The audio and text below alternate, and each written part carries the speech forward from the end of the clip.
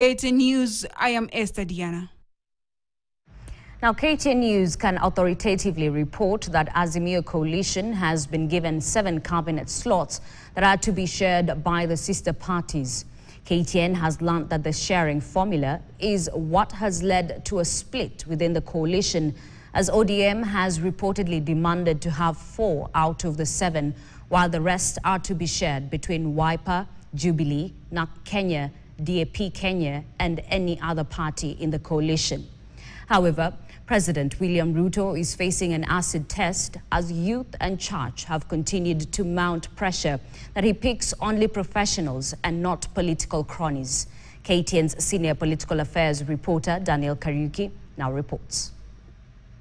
The political class between the government and the opposition are jostling for the cabinet positions, and this has left President William Ruto scratching his head on possible names for replacements in the cabinet, whereas his deputy, Rigathi Gachagua, has urged him to be careful with whom he appoints. God has given him a chance to come up with a good team of patriotic Kenyans who are not corrupt, who are not arrogant, who are not vomiting on Kenyans, who are serious on service delivery. It is turning out to be his cabinet may, after all, resemble a grand coalition government. KTN News has learned that the opposition Azimio coalition has been given 7 slots of the next cabinet.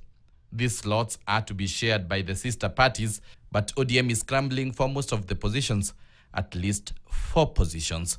During the demonstrations, This said to be at the center of the wrangles that saw an Azimio parliamentary meeting end abruptly and rowdy youth disrupt Wiper leader Kalonzo Musyoka news conference.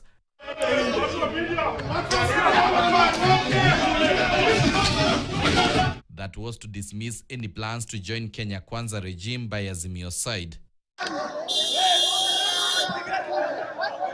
Sources within the opposition have revealed that while the ODM has nodded for the broad-based government proposal by the president in a bid to steer the country out of the current crisis caused by protest organized by Gen Z, some Azimio constituent parties have rejected the proposal, terming it as Ruto's plan to sanitize himself, the intrigues tearing away the Azimio coalition.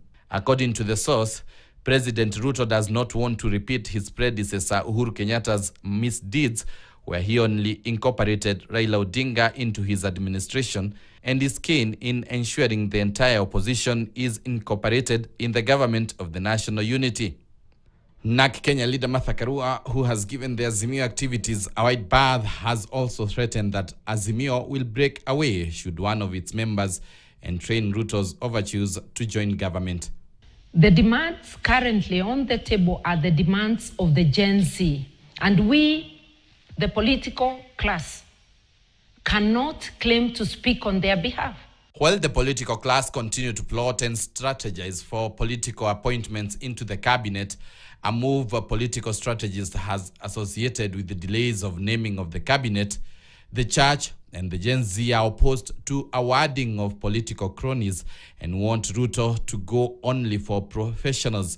These, as coalition of persons with a disability, urged President Ruto to appoint at least 2 persons with disabilities in the new cabinet as per the constitution. Sentiments echoed by civil societies. we humbly request you this time, as we form another cabinet, consider appointing at least 2 cabinet secretaries for persons with disability. Thank you.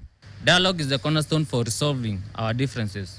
We urge all stakeholders to engage in constructive dialogue to foster understanding and chart a path forward that respect the rights and dignity of every citizen. Political commentators opine that although it was not a political question, President Ruto could be looking into dragging his political rivals into the mess being witnessed, so that if they were to be crucified in 2027, then Odinga and his team would not be preferred, as he would also try to inherit Odinga's constituency. Daniel Kariuki, KTN News, Nairobi. The Kenya Revenue Authority says Kenya has lost in excess